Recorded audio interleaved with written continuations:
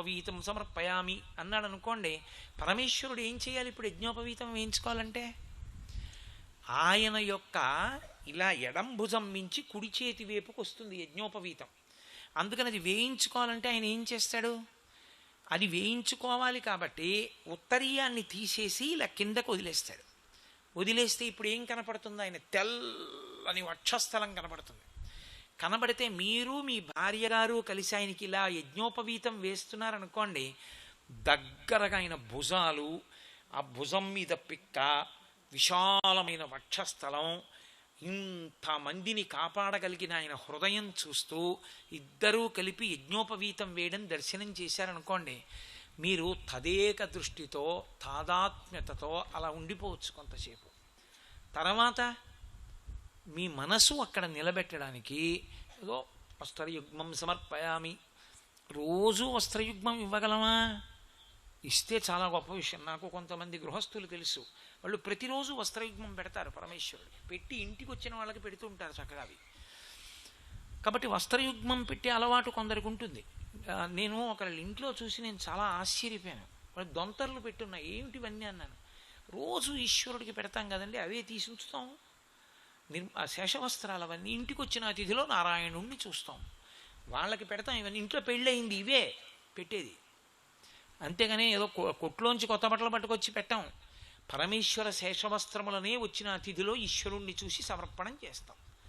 ఐశ్వర్యం ఉంది, చక్కగా 100 పంచెలు 100 చీరలు పట్టుకొచ్చి పెట్టుకుంటారు వాళ్ళు. నువ్వు పెట్టలేవు. ఒక్కసారి నీ భార్యతో ఏదో పెద్ద బట్టల కొట్టుకెళ్ళినప్పుడు నువ్వు చూసిన పట్టు చీర జ్ఞాపకం తెచ్చుకో. ఆకుపచ్చ పట్టు చీర, దానికి ఎర్రని పెద్ద అంచు, అమ్మవారికి సమర్పణం చేశావు. తల్లి కట్టుకొచ్చి కూర్చుంది, ఆకుపచ్చ పట్టు చీర, ఎర్రటి పవిట కొంగు, నా తల్లి కట్టుకుని కూర్చుని ఉంటే ఒక్కసారి చూసి పొంగిపో. ఎంత జ్ఞాపకం ఉండాలంటే మరునాడు నువ్వు మళ్ళీ కొత్త బట్టలు ఇచ్చినప్పుడు అమ్మ ఆ బట్ట విప్పేస్తుంది. అది నువ్వు మడత పెట్టాలి మానసికంగా. మడత పెట్టినప్పుడు నిన్న నువ్వే బట్ట ఇచ్చావో నీకు గుర్తుండాలి. ఆకుపచ్చ బట్ట అమ్మ విప్పింది, నువ్వు మానసికంగా దాన్ని మడత పెట్టి పక్కన పెట్టగలగాలి. అసలు అది పూజ అందేది. నాకు చెప్పండి, ఇప్పుడు ఈ ఉపచారాలకు ఎంతసేపు పడుతుంది? నిజంగా మనసు ఉంటే ఎంతసేపు అయినా పడుతుంది. ఉత్సాహం ఉండాలి. ఉత్సాహం లేదనుకోండి, అది చేయడానికి మనసు యావగించుకుంటోంది అనుకోండి, దానికి ఇతర వ్యాపకాల మీద ఉత్సాహం శ్రద్ధ అనుకోండి, అసలు ఎలా కూర్చుంటుంది? కూర్చోదు. అందుకే శాస్త్రం అంది, ఎక్కడికక్కడ లఘువు చేసింది. ఇన్ని చేయలేకపోతే నీ మనసుతో చెయ్యాలనుకుంటే పంచోపచారములు చెయ్యి, 5 చెయ్యి చాలు, నిన్ను నేను అనుగ్రహిస్తానంది అమ్మవారు. అందుకే పంచసంఖ్యోపచారిణి. గంధ పుష్ప ధూప దీప నైవేద్యములు 5 పెట్టినా చాలు.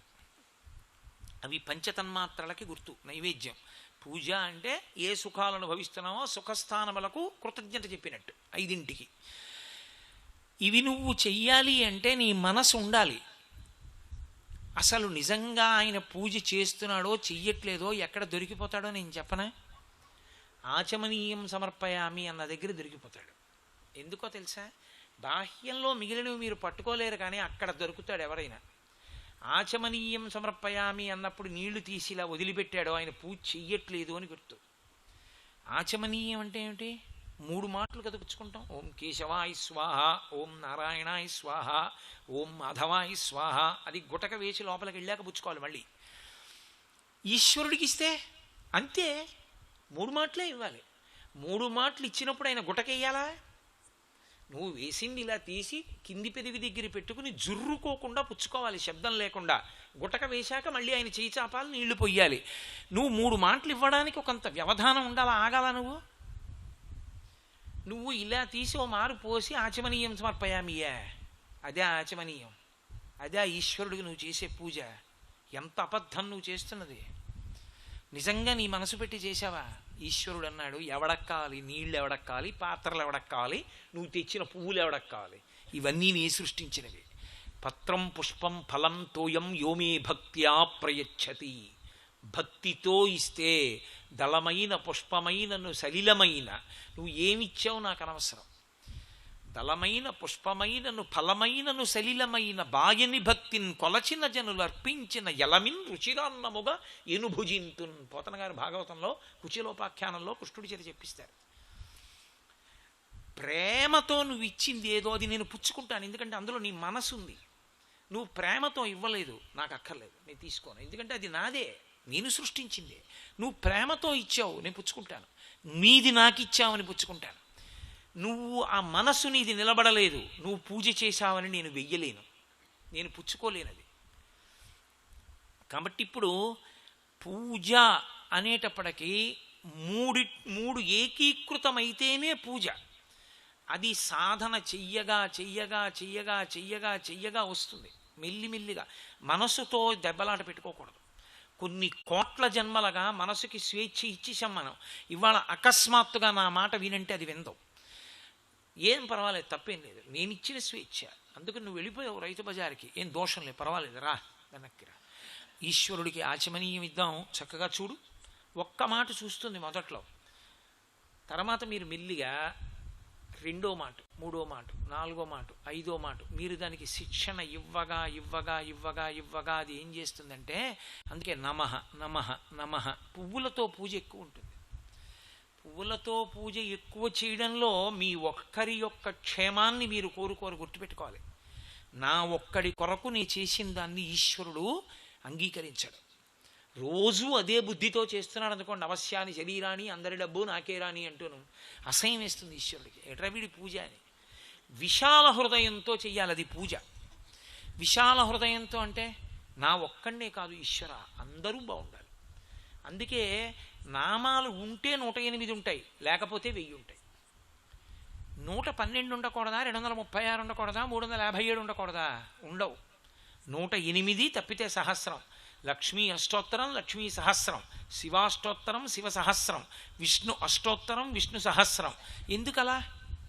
మనకి సనాతన ధర్మంలో ఎవరైనా పుడితే నక్షత్రాన్ని ప్రాతిపదికగా చూస్తారు. అతని యొక్క జీవితం ఎలా ఉంటుంది అన్నది చూడడానికి నక్షత్రం ఆధారం. ఏ నక్షత్రంలో పుట్టాడు అన్నది చూస్తారు. ఇప్పుడు ఆయన ఏ రాశిలో ఉన్నాడు, ఇప్పుడు ఆయన యొక్క ఫలితములు ఎలా ఉన్నాయి ఈ సంవత్సరం అన్నది చూస్తూ ఉంటాం. తిథివారములు కాదు, నక్షత్రం ప్రధానంగా ఉంటుంది జనన మరణముల యందు. ఈ నక్షత్రములు 27 ఉన్నాయి. ఇంతమంది పుట్టనివ్వండి, చెట్టు పుట్టనివ్వండి, పుట్టనివ్వండి, చీమ, పంది, కుక్క, నల్లి, పిల్లి ఏది పుట్టినా 27 నక్షత్రాల్లోనే పుట్టాలి. ఒక్కొక్క నక్షత్రానికి 4 పాదాలు. 27 × 4 108. 108 పాదములలోనే ఈ సమస్త జగత్తు పుట్టింది. 108 పాదములలోనే జగత్తు వెళ్ళిపోతోంది. 108 నక్షత్ర పాదములలో పుట్టిన ప్రతి వారికి వారు వీరని నాకు లేదు ఈశ్వర, అందరూ నీ బిడ్డలే, అందరూ బాగుండాలని నేను 108 పువ్వులు నీ పాదముల మీద వేస్తున్నాను, 108 సార్లు నామని చెప్తున్నాను. అది పూజ, విశాల హృదయం. మరి సహస్రం, నువ్వు ఆనందం ఆగకపోతే, 108 చెప్పి ఉండలేకపోతే, సహస్రం చేస్తే అనంతం. ఎంతో చేశావు. 108 చేయడానికి సమయం లేకపోతేనండి గడగడ గడగడ మాత్రం చదవద్దు. శ్రీరామ రామ రామేతి రమే రామే మనోరమే సహస్రనామ తత్తుల్యం రామనామ వరాననే. 3 మాటలు శ్రద్ధగా శ్రీరామ శ్రీరామ శ్రీరామ అని వెళ్ళిపోతే చాలు. మీరు సహస్రనామాలతో ఆ రోజున పూజ చేసినట్లు వేసేస్తారు. అంటే ప్రతిరోజు అని కాదు, నిజంగా అంత ముఖ్యమైన పని ఉందనుకోండి, ఆ తెల్లవారుజామున అసలు ఎంత తొందరగా నిద్ర లేచినా అలా కుదిరే విషయం కాదనుకోండి, ఇంకా అప్పుడు అది చెప్తే చాలు. లోకంలో ఎప్పుడైనా ఏదైనా లోకానికి అందించగలిగినటువంటి మహాజ్ఞాని ఒక్కడే, పరమశివుడు ఒక్కడే చెప్తాడు. ఆయన తక్క లోకానికి చెప్పేవాళ్ళు లేరు. ఈశాన సర్వ విద్యానాం ఈశ్వర సర్వభూతానాం బ్రహ్మాధిపతి బ్రహ్మణోధిపతి బ్రహ్మా శివో మే అస్తు సదాశివోం. అందుకే శివుడికొక్కడికి ఆ పేరుంది. సదా బ్రహ్మ లేదు, సదా విష్ణు లేదు, సదాశివ ఉంది. అంటే అసలు ఎప్పుడూ కోపం లేనివాడు కోపం నటిస్తాడే తప్ప అసలు కోపం తెచ్చుకోవడం అన్నది అసలు లేనివాడు ఎవరంటే ఎప్పుడూ మంగళప్రదుడే. కోపం తెచ్చుకున్నట్టు కనపడినా మంగళప్రదుడే, మన కోసమే. ఆయన శివుడు ఒక్కడే. అందుకే సదాశివ ఆయనకే ఉంది. ఆ సదాశివుడు లోకాభ్యున్నతి కొరకు పార్వతీదేవికి చెప్తాడు. ఆవిడ అడుగుతూ ఉంటుంది, ఆయన చెప్తూ ఉంటాడు. వరలక్ష్మీ వ్రతంలో వరలక్ష్మీ వ్రతం చారుమతి కథ ఎవరికి చెప్పారు? పార్వతీదేవికి పరమేశ్వరుడు చెప్తాడు. అయ్యా, సమయం లేని వాళ్ళు ఏం చెయ్యాలి? కేనోపాయే నలఘున అడిగింది పార్వతీదేవి. అది వాళ్ళిద్దరి యొక్క ఔదార్యం. అడిగితే ఆయన అన్నాడు, పార్వతీ శ్రీరామ రామ రామీతి రమే రామే మనోరమే. ఓ పార్వతీ, శ్రీరామ శ్రీరామ శ్రీరామ అంటే వాళ్ళు 1000 నామాలు చెప్పినట్టే అన్నాడు. ఎలా? అక్షరాల్ని అంకెల్లోకి మార్చే పద్ధతి ఒకటి ఉంది సంస్కృతంలో. రా 2కి గుర్తు, మా 5కు గుర్తు. రామ రామ రామ 2 × 5 × 2 × 5 × 2 × 5 2 5 10 10 2 20 25 100 100 200 205 1000. సహస్రనామ తత్తుల్యం రామనామ వరాననే. కాబట్టి రామ రామ రామ అంటే 1000 మాటలు అనేసినట్టు. సమయం లేనప్పుడు పార్వతి ఇలా అంటే సరిపోయింది. కాబట్టి పూజని మనసుని మాత్రం ప్రధానంగా చేసి చెయ్యవలసి ఉంటుంది. సరే, ఆ తర్వాత నీరాజనం. నేను ఇలా చెప్తే అసలు ఒక్క పూజ మనిషి తరించడానికి ఎందుకు పూజ వచ్చింది, అసలు ఆ పూజ అన్న దాని గురించి మాకు చెప్పండి, ఒక వారం రోజులని అడిగినవాడు ఎవడు ఉండడు. ఎప్పుడు రామాయణం చెప్పండి, అది చెప్పండి అనేవాళ్ళే ఉంటారు. కాబట్టి మంచిదే, అది ఏం తక్కువది కాదనుకోండి. కాబట్టి ఆ పూజ అన్న మాటకు అర్థం ఏమిటంటే, నువ్వు పూజనీయుడవుతావు, నువ్వు విశ్వసనీయుడవుతావు. త్రికరణములు ఒకటవ్వాలి. మనో వాక్ కాయములు 3 ఒకటైనదంతా పూజ అవుతుంది. 3 ఎప్పుడూ ఒకటి కాకపోతే తంతు అవుతుంది చేసిందంతా. కాబట్టి ఇప్పుడు చంచలమవుతున్న మనస్సుని వెనక్కి తీసుకొస్తుంటారు, మధ్యలో వ్యవధానం ఇస్తారు. ఓ ఉపచారానికి మధ్యలో ఎక్కడికన్నా పోయిందనుకోండి, ఇబ్బంది ఏం లేదు. పోయావా ఎక్కడికో, దా తర్వాత ఉపచారం చేద్దాం రా. రైతు బజారు గుమ్మడికాయ అయిపోయిందా, సరే అన్నావుగా, ఏదో గుమ్మడికాయ తెచ్చుకుందాం అన్నావుగా, ఇది అయ్యాక తెచ్చుకుందాం, దా స్వామికి బట్టలు ఇద్దాం అని. పెంకి భార్య ఉంటుంది చూడండి, ఖచ్చితంగా ఇంటికి వచ్చిన వాడికి బట్టలు ఎట్టేటప్పుడే ఆవిడ ఎక్కడికో పెడుతుంది. రావే రావే అరుస్తుంటాడు, వచ్చేస్తున్నాను ఉండండి అంటుంది. అయ్యా నాకు సమయం అయిపోయింది, నేను బయలుదేరాలంటే అడిగిన ఆవిడ రాదు, ఎప్పటికో వస్తుంది లోపల నుంచి. అప్పుడు ఏం పని ఉంటుందో ఎవరికి అర్థం కాదు. అప్పుడు వస్తుంది అలా రావే రావే, అది గుమ్మడికాయ ఎట్ట కూర్చుంటుంది. మీరు దాంతో ఘర్షణ పడకూడదు, పెళ్ళాంది దెబ్బలాడితే ఎలా. అందుకని ముద్దు చేసి పిలవాలి, పోన్లే రా రా అని తీసుకురావాలి. తీసుకొచ్చి దానితో ఉపచారం చేయించాలి. అంత జాగ్రత్తగా ప్రారంభం చేస్తే దానికున్న శక్తిని మారుస్తుంది. ఈ యాంత్రీకరణం ఉన్నదే, మీరు ఏది చేస్తూ ఉండండి ఈశ్వరుణ్ణి చూడడం మొదలెడుతుంది. ఇంతకుముందు ఏం చేసింది, ఈశ్వరుణ్ణి చూడవే అంటే ఇంకో చోటుకి వెళ్ళడం నేర్చుకుంది. ఇప్పుడు మీరు ఇంకో చోటుకి వెళ్ళినా ఈశ్వరుణ్ణి చూడడం మొదలెడుతుంది. అది దానికి ఉన్న లక్షణం.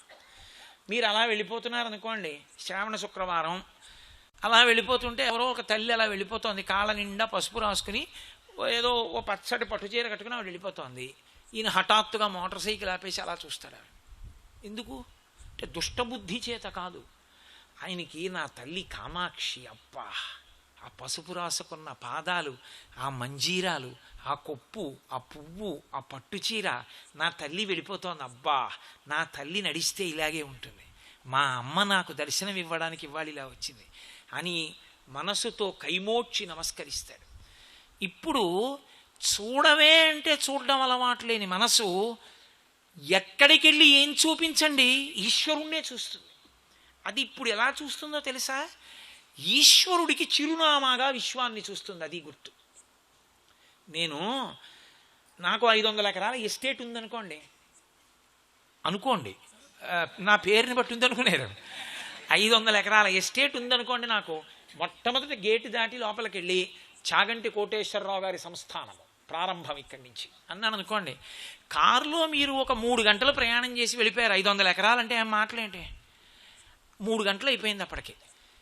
ఏమంటే ఇంకా ఎంత ఉందండి అండి, ఏమిటి ఇంకా ఎంత ఉంది, కోటేశ్వరరావు ఎస్టేట్ ఎంత ఉంది కాదు. కొబ్బరి చెట్టు చూశారు, ఆరివిడ అసాధ్యం కూడా, ఎన్ని కొబ్బరి చెట్లు ఉన్నాయి వీడికి. అక్కడ ఏదో పొద్దుతిరుగుడు పూల చెట్లు చూశారు, అమ్మో ఇది కూడా వేశాడు ఏంటి ఈయన. ఆ లోపల 2 గొడవలు కనపడే, ఇవి ఎందుకండి ఇక్కడ అంటే ఆయన వ్యాపారం చేస్తుంటాడంటే కొన్ని ఇక్కడ పెడుతుంటాడు ఏంటి, 2 గుణములు వ్యాపారం కూడా ఉంది ఏంటి. ఇప్పుడు ఇవన్నీ ఎవరివని చూస్తున్నారు? ఇన్ని చూస్తున్నా మీకు కోటేశ్వరావే గుర్తొస్తున్నాడు. అమ్మో వీడికి ఎన్ని ఉన్నాయండి అంటున్నారు. మనసు పరమేశ్వరుణ్ణి పట్టుకోవడం అలవాటైతే విశ్వమును చూసి విశ్వనాథుణ్ణి పట్టుకుంటూ ఉంటుంది. ఇంతే కదరా మగ్గుండేది 4 రోజుల క్రితం. ఇన్ని రేకులు ఇంత అందంగా ఇలా పేర్చి దాని మీద ఇలా పేర్చి దాని మీద ఇలా పేర్చి పేర్చుకుంటూ వచ్చి మధ్యలో దగ్గరగా పెట్టి అందులో ఇంత సువాసన నిక్షేపించి ఆకుపచ్చటి గొట్టంలా అది ఉండవలసినటువంటి ఆధార పీఠాన్నిచ్చి దాన్ని చెట్టుకి కలిపి నీళ్లు పుచ్చుకుంటే ఇంత చక్కటి పువ్వు వచ్చి 4 రోజులు కూడా ఇది ఉండేటట్టుగా రేఖ ముట్టుకుని ఇలా లాగిన పువ్వంతా కదలాలి తప్ప రేఖ ఊడిపోకుండా ఇంత గొప్పగా పీర్చిన ఆ శిల్పి పరమేశ్వరుడు ఉన్నాడే, ఏం అసాధ్యం, ఎంత బాగా చేస్తాడు రైనా, ఏమి చిత్రం రా అంటుంది. రోడ్డు పక్కన ఉమ్మెత్త పువ్వు చూసింది అనుకోండి, అన్న ఇంత దుమ్ము ఇంత ధూళి, చెట్టంత దుమ్మా, కొట్లోంచి తీసుకొచ్చి మడత విప్పిన గ్లాస్ కోపంచి ఎలా ఉంటుందో అంత తెల్లటి ఉమ్మెత్త పువ్వా, ఎలా తెల్లవారేటప్పటికి దీన్ని సృజించాడరా, ఇంత తెల్లటి ఉమ్మెత్త పువ్వా, ఇంత అందమైన పువ్వా, దానికి కేసరములా, దానికి పచ్చటి చిన్ని చిన్ని చిన్ని చిన్ని పైన పుప్పుడి కేంద్రాల, దాని మీద తుమ్మెదా, అది కూర్చోవడమా, అది కొద్దిగా ఊగడమా, ఏమి సౌందర్యాన్ని నిర్మాణం చేశాడరా అంటుంది. ఇప్పుడు మీరు విశ్వమునందు ఏం దానికి చూపించండి, అది విశ్వనాథుణ్ణి చూస్తుంది. ఏది చూసినా యజమానిని చూడడం మొదలు పెడుతుంది. ఇప్పుడు ఇది ఎందుకు వచ్చింది, దానికి యాంత్రీకరణ చేసింది. దాని బలహీనతగా చేసుకున్నది మనమే. దాన్ని బలంగా మీరు చేసుకోవడం అలవాటైపోతే అసలు అందుకే వివేకానందుడు అంటాడు, పూజ గదిలో పూజ చేయడం తప్పు కాదు, పూజ గదిలోనే చచ్చిపోవాలనుకోవడం తప్పు. ప్రపంచాన్ని పూజ గది చేసుకోవాలి, ప్రపంచమంతా పూజ గది అయిపోవాలి. శంకరాచార్యుల వారు సౌందర్యలహరిలోని నేర్పుతారు, అసలు పూజ చెయ్యని క్షణం జీవితంలో ఉండదు, ఎప్పుడూ పూజే, అసలు పూజ కాకుండా ఉండదు. ఎలా ఉండదు అని అడిగారు. శంకరులు ఒక జవాబు చెప్పారు, జపో జల్ప శిల్పం సకలమపి ముద్రా విరచన గతి ప్రాదక్షిణ్యాక్రమణమశనాద్యాహుతి విధి ప్రణామ సంవేశ సుఖమఖిలమాత్మార్పణ దృశ సపర్యాపర్యాయస్తవ భవతు ఎన్మే విలసితం అన్నారు. జపో జల్ప శిల్పం, నేను మాట్లాడుతున్నాను అనుకోండి, నేను మాట్లాడితే 2 గంటల పైచిలుకు నన్ను పరదేవత తపస్సు చేయడానికి అంగీకరించిందని గుర్తు, అనుగ్రహించింది. ఎందుకని? ఇక్కడ భావములు ప్రచోదనమవుతుంటే మూలాధార చక్రం దగ్గర కదిలినటువంటి వాయువు పైకొచ్చి నోటిలోంచి బయటికి వెళ్ళిపోవడానికి ప్రయత్నిస్తే సహస్రారం దగ్గరికి వెడితే వెనక్కి కొట్టబడి నోట్లోకి వచ్చి బయటికి ఉద్గమిస్తుంటే నాలో ఉన్నటువంటి భావమునకు అనుగుణంగా నా నాలుక నర్తించి నోటిలోనున్న గాలిని నొక్కుతుంటే ఆ నాలిక చేత నొక్కుడు పడిన గాలి అక్షరములుగా మారి అక్షరములు పదములై పదములు వాక్యములై నాలో ఉన్న భావాన్ని పట్టుకుని నాలోంచి బయటికొచ్చి ఆకాశమునందు ప్రయాణం చేస్తూ మీ చెవులలోంచి మీ మనసులో కడితే నాలో ఉన్న భావములు మీలో ఉన్న భావములై సభాభ్య సభాపతిభ్యశ్చవో నమో నమో ఒకటి చేస్తోంది ఆవిడ.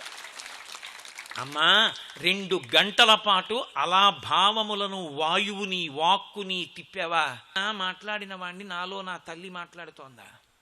నా తల్లి మాట్లాడుతోంది. మరి కోటేశ్వరరావులు అన్న ఉపాధిలోంచి ఎందుకు మాట్లాడుతోంది? దీన్ని తరింప చెయ్యాలనుకుంది. ఈ ఉపాధి నాకు ఇచ్చినందుకు దీంతో వీడిది చేశాడన్న పుణ్యాన్ని నాకు కట్టపెట్టాలనుకుంది, దాని చేత చిత్తశుద్ధి కల్పించాలనుకుంది అని దీంట్లోంచి ఆవిడ పలుకుతోంది.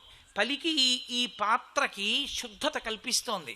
అమ్మా ఎంత అనుగ్రహిస్తున్నావు అమ్మా నన్ను, నేనా మాట్లాడిన వాడిని, జగదంబ పలుకుతోంది.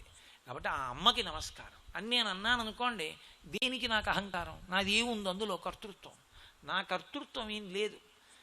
లోపల పలుకుతున్నదంతా ఆ అమ్మే, ఆ కదలికలన్నీ అమ్మే. అప్పుడు నా మాటలకి ఆధారం ఆవిడే అని నేను అనుకుంటున్నాను అనుకోండి, నేను ఎప్పుడు ఎక్కడ ఏది మాట్లాడినా ఆ తల్లి వల్లేగా మాట్లాడాను. అప్పుడు నేను పూజేనా చేస్తున్నాను? మూలం తెలుసుకున్నప్పుడు పూజేనా? సకలమపి ముద్రా విరచన, నేను ఇలా మాట్లాడుతున్నప్పుడు ఒక్కొక్కసారి చెయ్యి ఇలా తిప్పుతుంటాను, ఒక్కొక్కసారి ఇలా అంటుంటాను, ఒక్కొక్కసారి లోపల అన్నప్పుడు ఇలా అంటుంటాను, పైకంటే ఇలా అంటుంటాను, చెయ్యి కదుపుతూ ఉంటాను.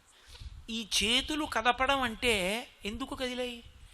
ఒక్కొక్కడు తన చెయ్యి కదలక బలవంతంగా కరెంటు షాక్ పెట్టించుకుని 1000 రూపాయల ఔషధములు తింటున్నవాడున్నాడు. పరదేవత అనుగ్రహం వల్ల కదూ నా చేతులు కదులుతున్నాయి.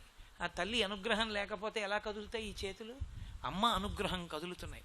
అమ్మ అనుగ్రహంతో కదిలే ఈ చెయ్యి ఎప్పుడు ఇలా మాత్రం చూపించకూడదని నేను అనుకున్నాను అనుకోండి. అప్పుడు నా కదలికల యందు నేను పరదేవతని చూస్తే నేను పూజే చేశాను. సకలమపి ముద్రా విరచన గతి ప్రాదక్షిణ్య, నేను నడిచాను అనుకోండి, మా అమ్మ అనుగ్రహం ఈ కాళ్ళు ఇలా కదులుతున్నాయి అని నేను అనుకుని, అమ్మ నన్ను కదుపుతున్నావా, గుడికి తీసుకెళ్ళావా, కూర్చోబెట్టావా అని నేను అన్నాను అనుకోండి, నేను నడచిన నడకలన్నీ పరదేవతకి నేను చేస్తున్న ప్రదక్షిణాలే. సర్వం శ్రీ ఉమామహేశ్వర పరబ్రహ్మార్పణమస్తు. స్వస్తి.